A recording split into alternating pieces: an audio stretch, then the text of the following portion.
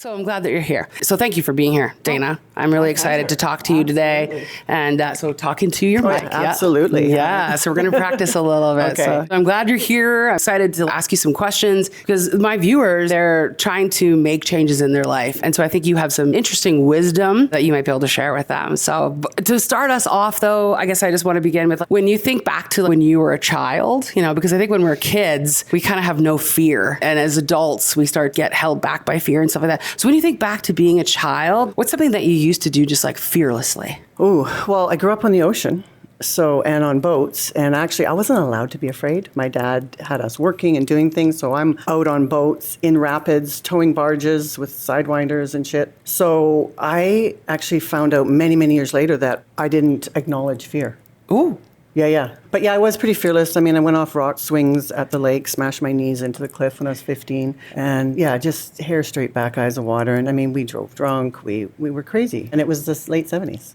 So no fear. Not really. So you just like lived life fully. Yes. Yeah. As adults, I think that that's different now. And I guess how fearlessly would you say you live your life now? Oh, not so much. I do because I did a lot of plant medicine and I think most people are afraid to do that. So I went in and it is fucking scary. It is. Yeah. And the plant medicine helped you to kind of break through fear, you think? Yes. Break through just letting everything go and coming into clarity, calm. As I'm older, success means peace, calm, right? Not being stressed. Yeah. So success now looks different for you? Yes. And fear is what causes stress. That's one of the things, right? So yeah, not so much fear.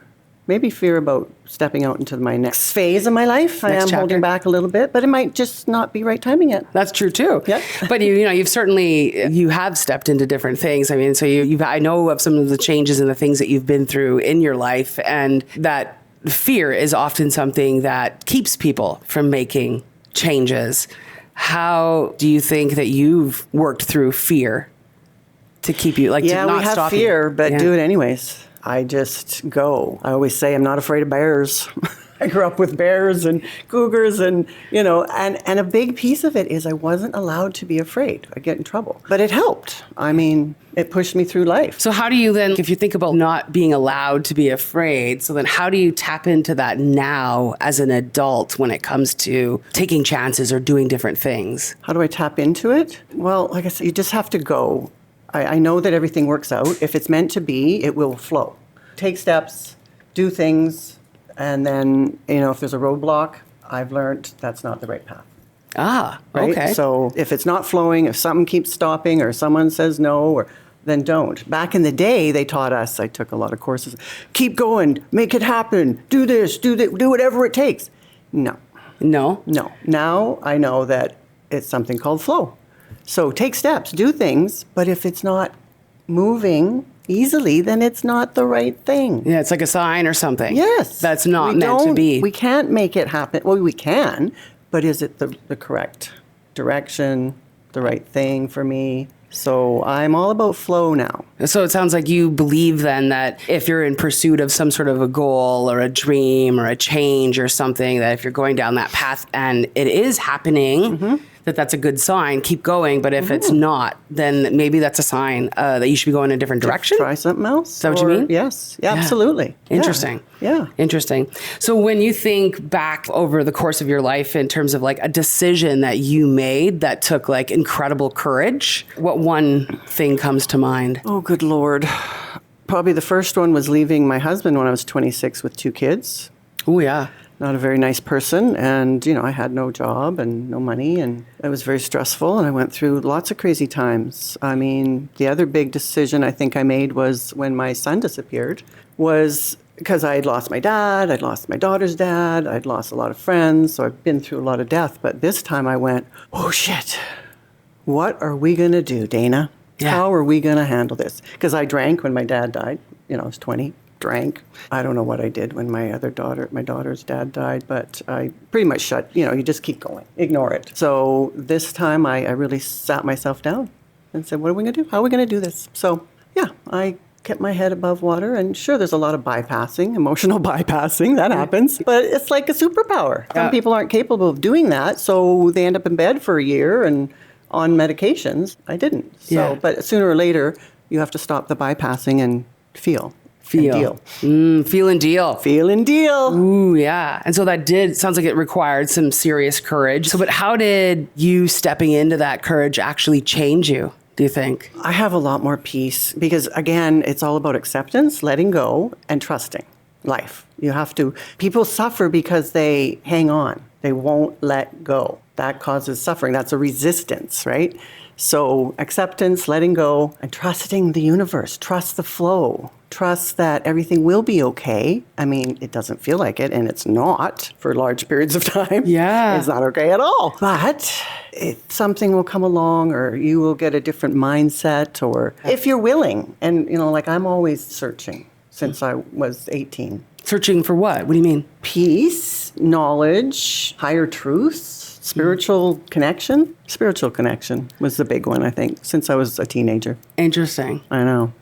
And that's amazing, though, because it sounds like that searching actually served you. Yes, absolutely. Well, and because I didn't want to suffer and be in pain. When I left my husband, when my dad died, that was huge pain. Then a few years later, getting out of a horrible relationship, and I didn't want to be in that stress and that pain. So I searched, and I found a shaman when I was 26 and started getting crazy shamanic body work from her, and amazing. Then trained with her for a few years later. But because I've been to every kind of therapy you can imagine. Mm-hmm. And then this sort of work is what you feel like was most transformational for you. Yeah, breath work. I did a lot in the 90s here, actually. Rebirthing, tons of that, a whole year, actually. That was super big. And then later in life, all the plant medicine I did, crazy cool. Crazy cool, crazy transformational. Mm-hmm. But you have to step through the fear. Mm-hmm. Yeah, because I can imagine plant medicine is something that's so controversial right now. Some people love it. Other people are like quite against it. And so I imagine if you're looking at that as a potential doorway to unlock something for you, that, there would be a lot of people who could go into that with fear. Oh, absolutely. Yeah. I'm afraid every time, but it's also like reverence for the medicine. And then, you have to surrender, got to let go, which, like I said, is one of the keys in my belief to finding peace, getting through stuff, and getting rid of the resistance, the pain. So, but it's not for everybody. And bottom line, most people don't want to let go. What do you mean? They don't want to let go. They're fine. I don't want to go into that muck. And everybody's like, control. I want to control my emotions. I want to control. But that control is resistance, and it causes pain. How do you think it keeps people stuck in their life? Just like that, because they're not taking any risks. They don't want to feel the stuff. I don't want to step out of my box. Don't make anything change. I love change. I am crazy, weird Sagittarian. I love change. Wow. I've moved a million times, 50 million jobs. I mean, I have a car right now. I've had the longest, 6 years, I think. Yeah. It's like, wow, I've only lived anywhere 2 years barely since I left my family home. Okay. And so some people like change is really hard. I know, really hard. I don't get it. I don't want to drive down the same road for the rest of my life. I've seen it. There's so much to see. Well, so where do you think that desire to want to do things differently, want to see things differently comes from? I think it's who I am. Yeah, I mean, I grew up in a really small town, which I do still appreciate and love the quiet and the woods and everything. And I don't really like big cities, but this is probably big enough. But I want to experience it all. Amazing. So when you think over the course of your life, a big win or a transformation that you're like really proud of that came from having to choose bravery over comfort, what would be that win or transformation that you're most proud of? Probably getting through this disappearance of my son, because he's not just dead, he's disappeared and nobody's charged. It's a murder investigation. So the fact that I have been able to continue, and I've gone up and down, but I always get out of bed and I always keep going. And, I took some breaks for sure, but you have to self-care. And that's the other thing. I think it's so important that the old way of pushing through and keeping going, and it's like, no, stop, be still. So I've learned a lot through it, and I think it's a pretty big accomplishment to still be sane.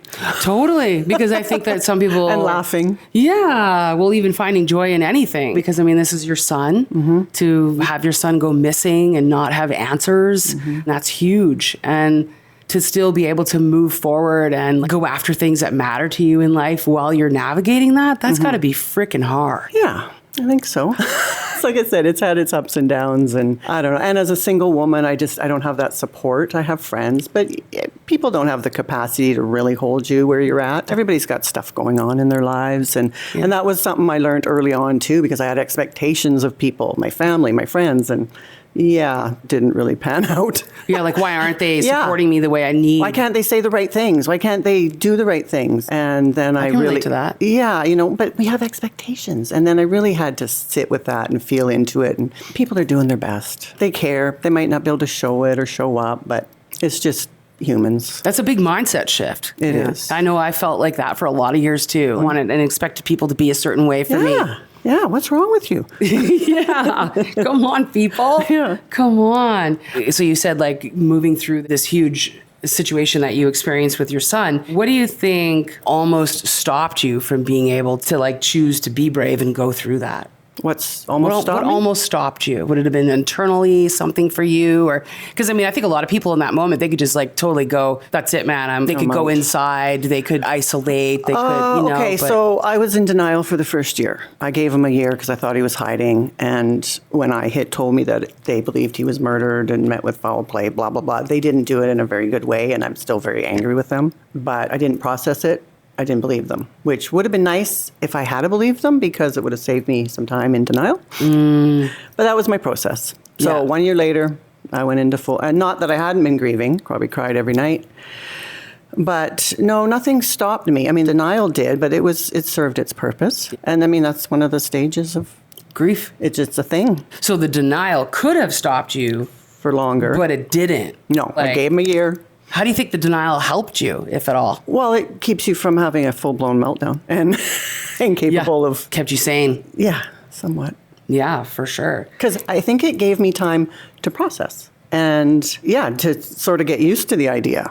Because everything's perfect. So I really hear that you believe all things happen for a reason, and that even the denial that you felt at that time was that way of coping and getting through it and being courageous, but that it actually served you, maybe in a way too, saved you. Absolutely. That's amazing. What sort of a mindset or mantra actually really helped you get through that time?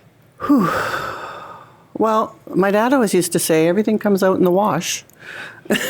And that's one of the things I always say and think about. It's like, eventually, it all comes out after the movement, the shaking and the spinning, and I don't know, the truth will come out. In this case, I don't know if it ever will, but I just have this, it's just who I am to keep going. It's not one thing. There's a bunch of things that I've come to believe, right? And one of my favorite quotes, and this helps me get through, is that nothing has any meaning except the meaning you give it. So the chair has no meaning. What someone said to me has no meaning. However we look at a situation, we give it the meaning. And that's what we deal with. So nothing has any meaning except the meaning I give it. So I can choose to give it positive meaning or whatever. Right? Or the other. Or I can choose to suffer. I can choose to say, this isn't fair, and this happened to me, and da, da, da. And it's like, no, life isn't fair. It happens to everybody, and it's just what has happened, and it's happened for me. So how am I going to deal with it, and how am I going to grow from it? Kind of like, I think, unrealistic, to think that, like, we're going to have this life where there's, like, no bad things that ever happened to us. And good luck. I mean, some people have a charmed life. That's okay. But also the shaman's path, I've read many things about and taken some courses. You get hit hard with big stuff. Really? It's like initiation. Yeah. Wow. And how can you help people if you haven't experienced it? To the depth that I've gone down is then to the heights that I can go up. But if you've just kind of lived, in little dips and valleys, and that's all you know. So that's so true. That's an incredible piece of wisdom there. When you go through these things, I guess what I hear you saying is that then when you go through those kinds of things, that you can then actually now support or help others or be on that journey with other people. Exactly. Because you've experienced it. Yes. Incredible. So I guess when you think back to, how do you think that your story and what you've experienced would give somebody else or could give somebody else permission to just be bold today? Well, just by listening to the story and maybe trying some of the same things I did, if for different therapies or plant medicines, or just looking at things differently. Like, that is bold for some people. Everybody's, at a different place with their fear, their courage, their capacity to love or accept. So, yeah, it's just an example of one way to look at things or go head on into things. And so it's amazing that you were actually raised almost like fearless in a way, because I feel like that maybe served you a little bit. But I think there's a lot of people out there, though, that aren't in that case. And so if they went through something like this, Yeah, I mean, yeah, I think it could take them out. Oh, it takes a lot of people out. A lot of parents don't recover. And if they're married, they split up and I get it. My daughter and I were living together. She was 17 when her brother went missing, and we were grieving at different times in different ways. I'm angry and she's not, and then she's angry and I'm not, and it's like, get away from me. So I could see how couples split up after the loss of a child. Wow. I mean, it's big stuff, and it's hard to navigate. You are fearless. You go through these different experiences. What happened with your son, but then how would you describe what you do now? I guess maybe let me start there. What do I do now? Well, I've always done healing sessions, intuitive, guided, like shamanic. I used to do massage, and my shoulder blew up a few years ago, but I could probably go back to it a bit. But I prefer to do the healing sessions. I serve a couple plant medicines, bufo, cambo, psilocybin. Yeah. I used to co-facilitate journeys with some other plant medicines. I'm actually not fully doing what I want to be doing yet. I'm still in a bit of a quiet time, gathering capacity. And there's a few things I want to do. I do want to start a podcast to interview other parents and see if we can't share all of our strength and wisdom to help others, and just spiritual strengths and wisdom. But me and computers aren't big friends. Yeah. Technology. So it's a bit of a thing. So that's where I'm going to have to push myself real soon here. I'm gearing up. Wow. And especially even to work in that area this direction that you're going with plant medicine and whatnot, it's been controversial. Like I said, people are fearful of it. What would you say to the people who are thinking like, oh, maybe is that something I should look at to help me get unstuck or to help me through? What would you say to them? Yes. I always start with small amounts. So with bufo, we do a tiny bit, and you just feel it. So I go in stages. We don't just blast people. And same as cambo, which is not psychedelic, it's a healer. We still just start with one, see how your body reacts. Because it is pretty crazy. I mean, it's not comfortable. Bufo's comfortable usually, but they call it the God molecule. So helps you to feel love and let go of things. But it's still really scary. And even when I serve it, I'm like, it's that reverence and respect. We don't mess around. It's ceremonial. It's not recreational. I open sacred space. I call everybody in the four directions, and we light the candles, and we do the smudging and drumming, and it's beautiful space. It's a safe space. I don't do anything without creating that.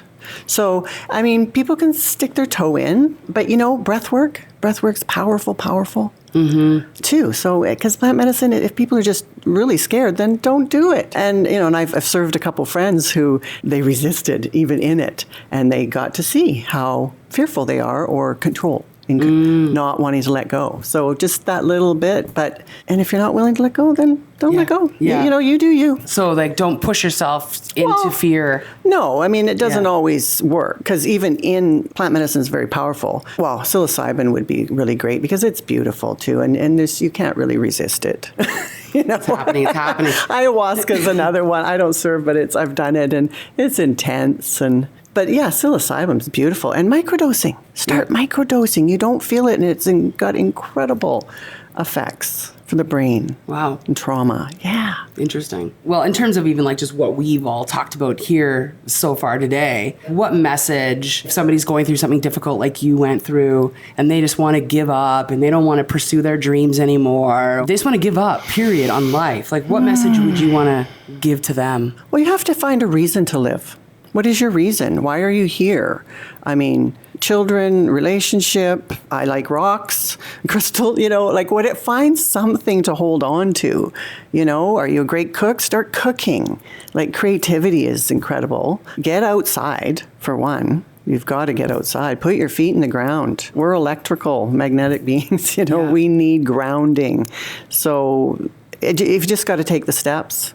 But getting outside, find something. What is it that's going to give you a spark? Because I can imagine there's people who are going to be watching this who are going through something similar, or most of us have lost somebody that we've cared about deeply or wanted something really badly that didn't work out. And there's a great opportunity to isolate and just to like shut down in that moment. But when you're saying like to find that thing, how do you find that thing when you feel you just want to shut down? Yeah. And start dancing. Yeah. Honestly, turn the music on and dance. It, moves the body, getting outside. But yeah, you have to find it. I remember years ago going through a college book and just reading all the courses and then circling the ones that interested me, right? Like just, I don't know, figure out who you are. Do the Myers-Briggs personality test. Do something.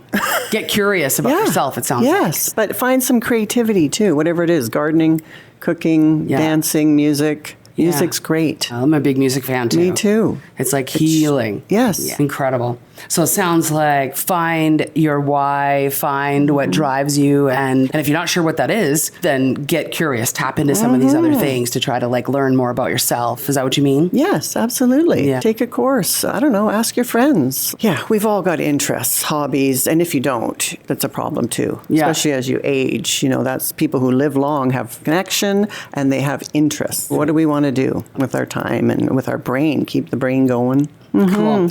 Well, I so appreciate you sharing about your experience here and the words of wisdom for people to keep on going and to find, what drives them.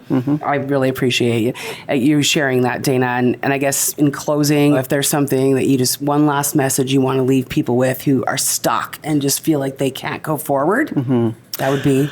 Well, it's, self-love has always been a big word. And I remember years ago, I was like, what does that mean? When it first in the night, I'm like, I don't get it. So, and it is very important. Like, what does that mean to love yourself? Because if you don't love yourself, we really have problems. How are you going to move forward? And so find out, what does that mean? How do I love myself? Taking care of ourselves, the vessel, the body, the mind, finding, your belief systems. Yeah, what brings you joy? And putting yourself first. So I think self-love is something people need to look at and figure out what it is. Because I'll never forget that when it came up in a workshop or something. And I'm like, huh? Self-love? I don't get it. Sounds so fluffy. Well, I couldn't sort of wrap my head around it. So, but it sounds like it's something that you feel is essential to the process. It is. What a great way to close out self-love. Well, I've loved this moment with you. Thank you very much for sharing so openly and so honestly. I think it's going to be really inspirational. Oh, thank you so much for having me. It's such a pleasure. Thank you.